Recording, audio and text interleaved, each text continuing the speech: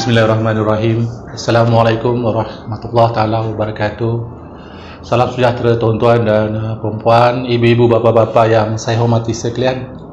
Saya Masa Bayu hari ini mengambil kesempatan untuk berdiskusi dan bertelaah dengan tuan-tuan dan puan-puan setelah sekian lama agak mendiamkan diri kerana saya sebenarnya dalam proses menyiapkan software ekonomi yang mana alhamdulillah telah pun selesai pada fasa pertama dan telah boleh diguna pakai, dan alhamdulillah dengan adanya software ini akan dapat membantu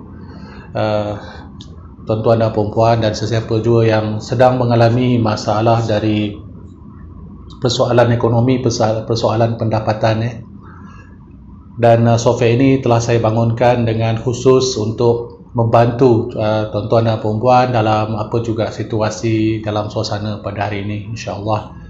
Jadi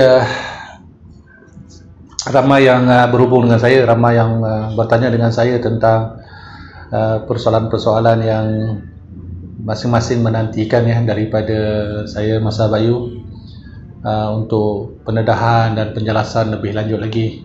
Dan begitu banyak juga komen-komen yang saya telah terima.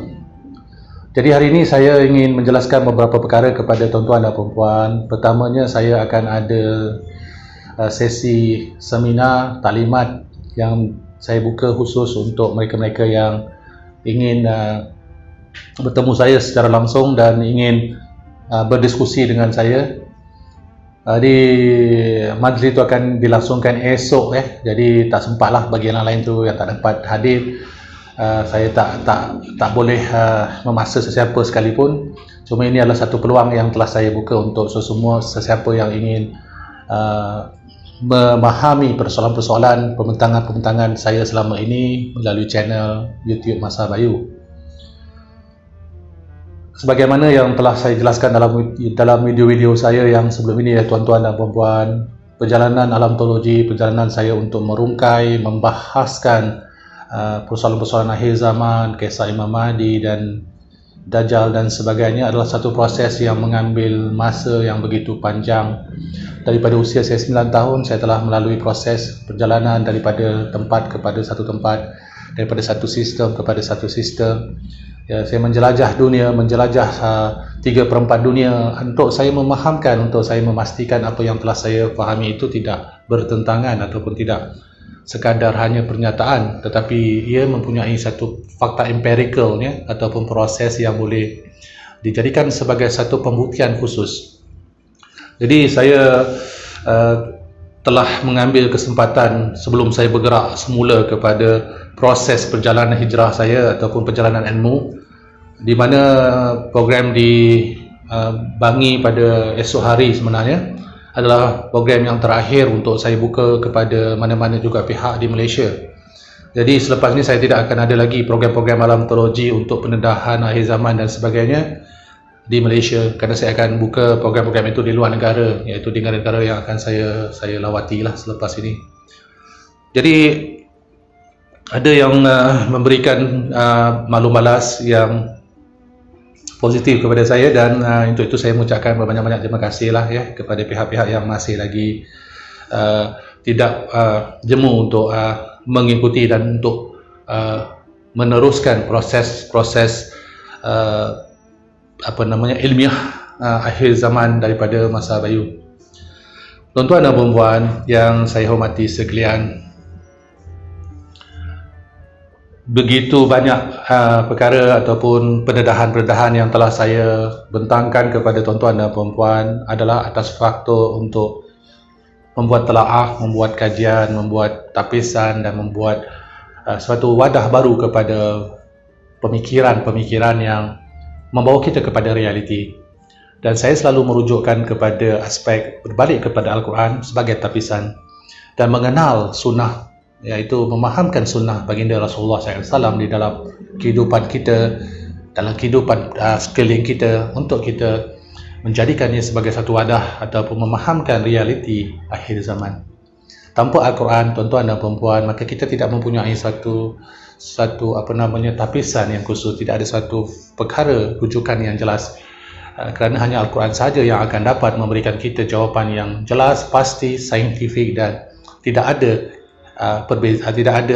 pertelingkahan. Kerana Al-Quran adalah sumber yang tidak boleh kita katakan sebagai sesuatu yang ada diskrepansinya ataupun ada kecacatannya ataupun kekurangannya. Kerana kalam Allah adalah kalam Allah, perfection, sesuatu yang sangat sempurna yang tidak boleh kita menolak realiti kebenarannya, lebih-lebih lagi sebagai umat Islam. Jadi hari ini saya mengambil kesempatan bersamaan juga hari ini sebenarnya adalah hari kelahiran saya, tarikh kelahiran saya ya. Saya dah masuk usia 54 tahun.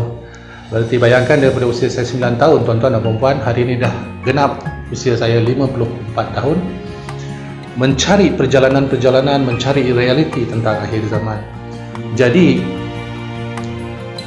nak mendapatkan pengetahuan satu perkara, nak melaksanakan pengetahuan itu perkara yang menjadi persoalan besar dalam hidup kita sebenarnya. Macam saya sendiri, nak bercakap tu boleh tuan-tuan dan puan-puan ya, ramai nak bagi komen semua boleh, tapi cuba tanya dalam diri sendiri, adakah apa yang kita fahami, yang kita pegang itu adalah sesuatu yang telah kita laksanakan dalam hidup kita, telah ada penyaksian mata kita, telah ada suatu pembuktian fakta yang khusus, ataupun hanya sekadar kita dengar daripada mana-mana pihak, ataupun kita membuka internet, kita buka dalam YouTube, kita dengar pembicaraan ilmuwan-ilmuwan, ataupun kita sendiri yang telah menempuh perjalanan tersebut.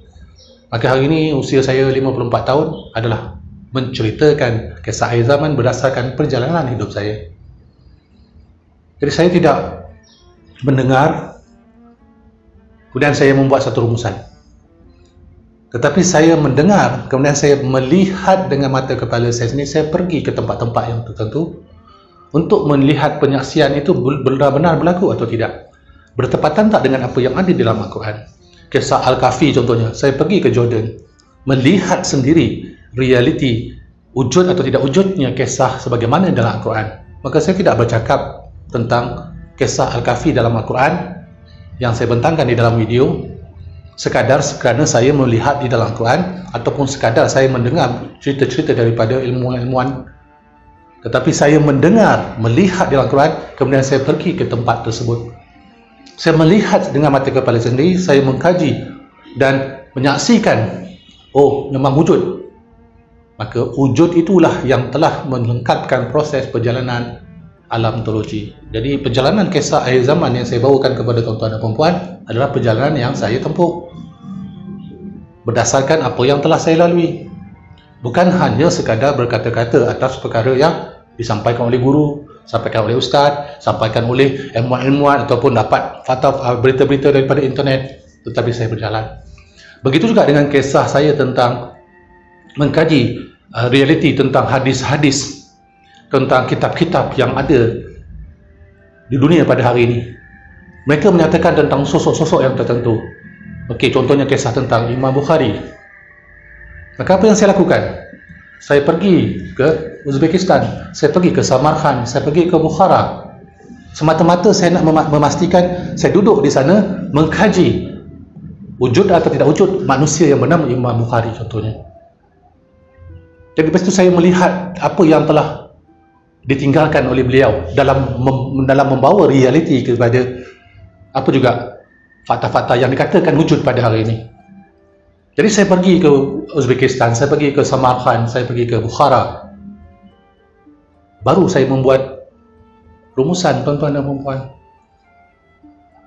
Jadi saya rasa tuan-tuan dan puan-puan ramai yang membicarakan tentang soalan kisah-kisah Imam Bukhari. Saya tanya satu soalan, dah pergi atau belum pergi? Dah pergi tak ke makam dia? Wujud tak wujud namanya Imam Bukhari ni? Dah pergi tak tempat di mana beliau mengajar? Dah pergi tak atau tengok sendiri, menyaksikan sendiri setiap apa yang disampaikan itu tadi benar atau tidak benar? Maka konsep penyampaian ilmu yang saya cuba ketengahkan kepada tuan-tuan dan puan-puan, semua itu adalah apa yang telah saya lalui. Bukan saya sampaikan apa yang saya dengar, saya sampaikan apa yang telah saya laksanakan dalam hidup saya.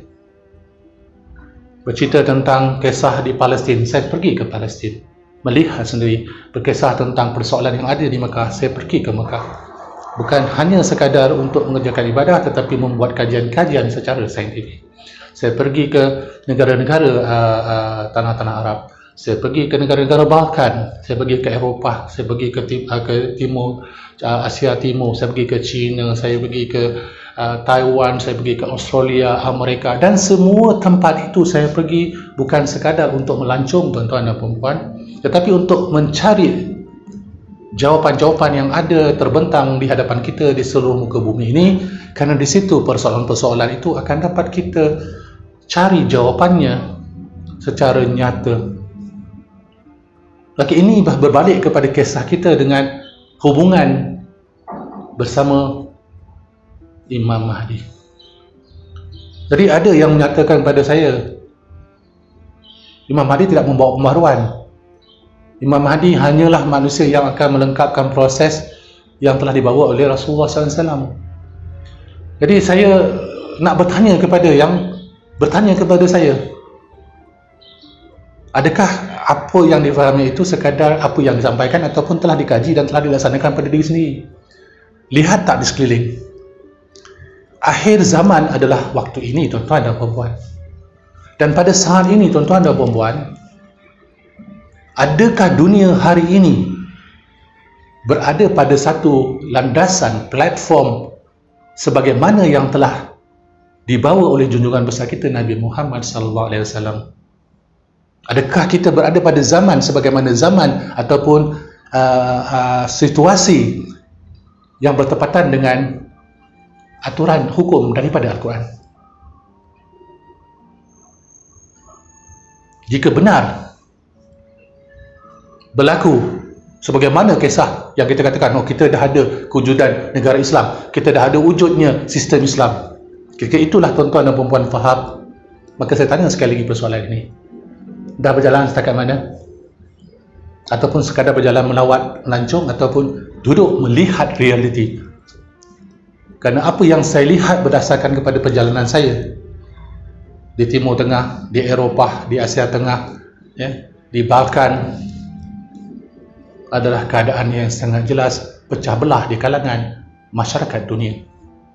Negara-negara Islam yang dikatakan Islam saling berbelah-belah di antara satu sama lain. Perpecahan yang meletakkan fitnah atas usaha ke jalan kekuasaan peribadi, kekuasaan bagi kelompok tertentu. Bukti sangat jelas, tuan-tuan dan puan-puan. Di Syria berperang, di Yaman berperang, di Afghanistan berperang, Libya berperang, dan banyak negara-negara lain yang sedang berlakunya bencana-bencana kemanusiaan. Adakah itu keadaan ini yang kita katakan bertepatan dengan apa yang dibawa oleh junjungan besar kita Nabi Muhammad SAW?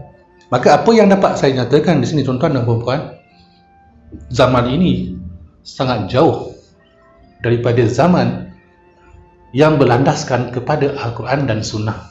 Itu pernyataan saya. Maka itu menunjukkan kita telah berada jauh daripada posisi yang sepatutnya.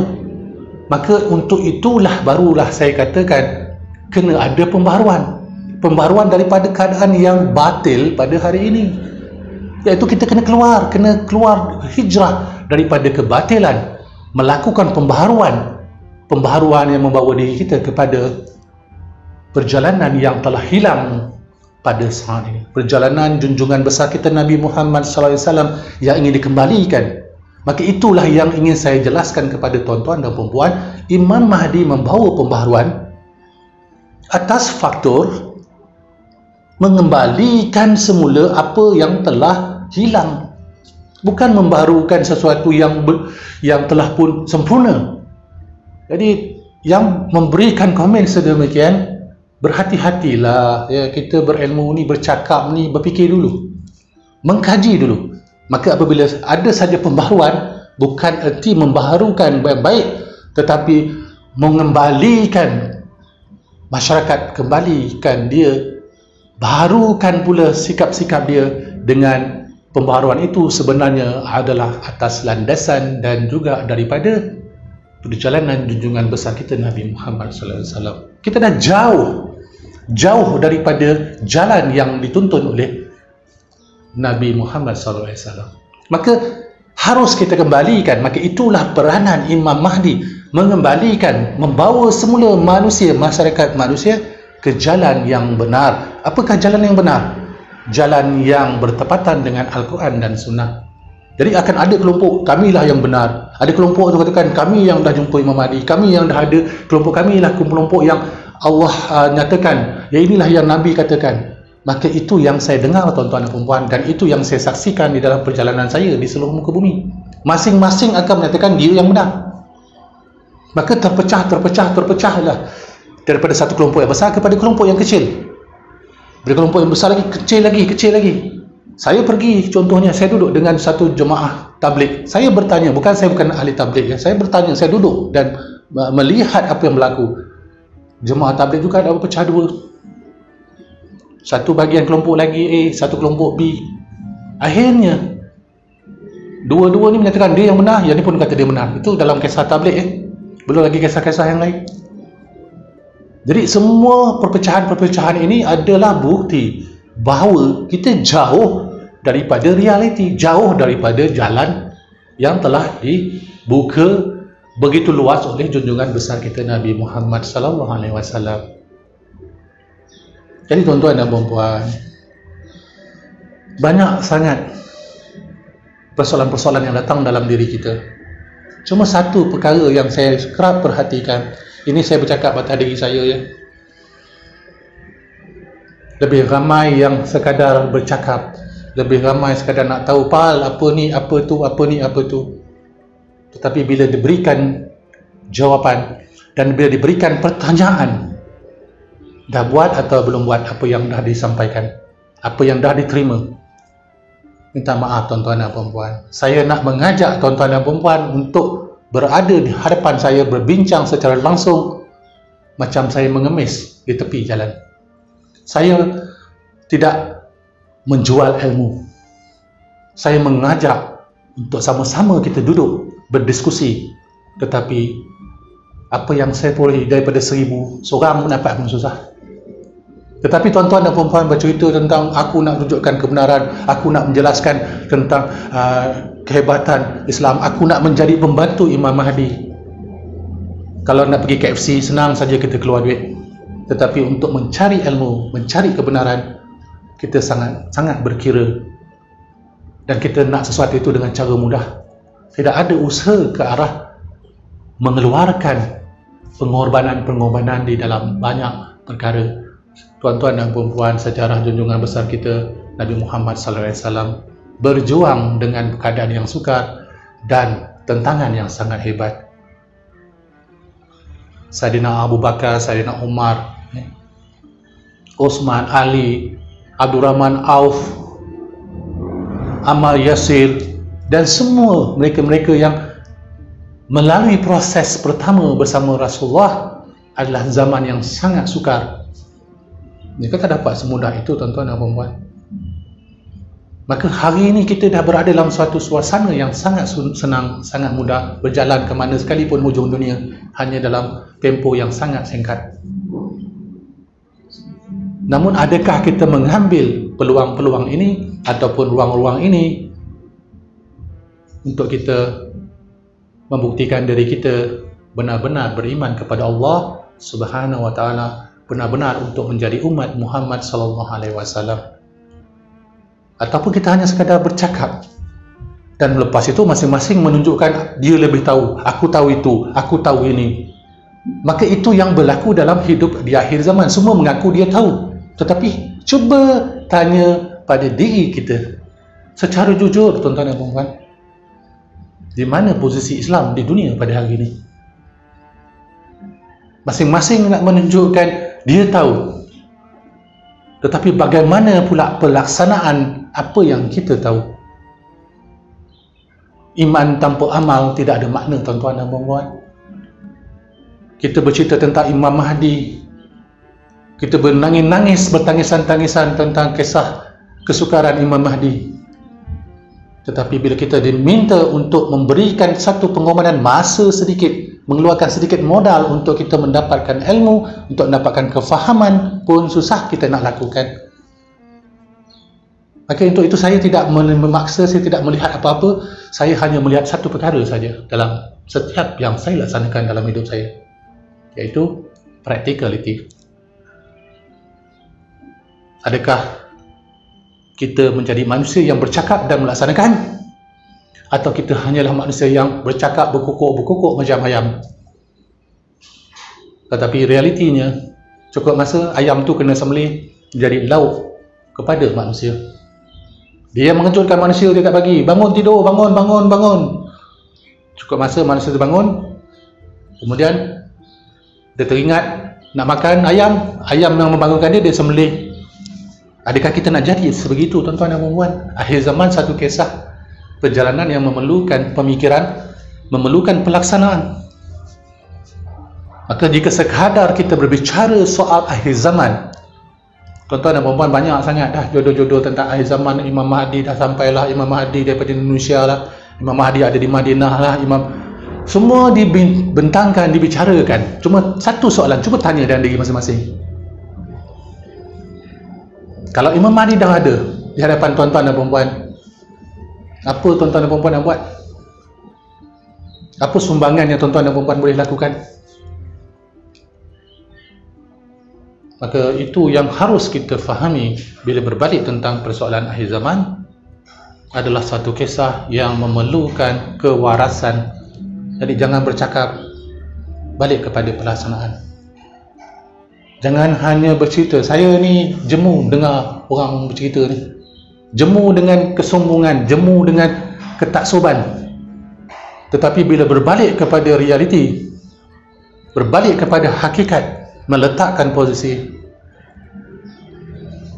Saya menjemput tuan-tuan dan puan-puan untuk menjalankan satu seminar untuk membahaskan, dan saya ingin berkongsi dengan tuan-tuan dan puan perjalanan saya daripada usia saya 9 tahun sampai usia saya 54 tahun.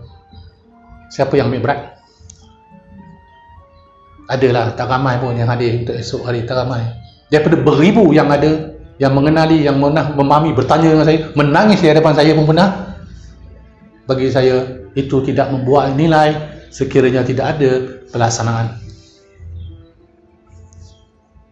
Jadi saya masa Bayu tidak pernah putus asa, tidak pernah jemu dalam soal untuk menyampaikan kepada tuan-tuan dan puan-puan apa yang telah saya fahami.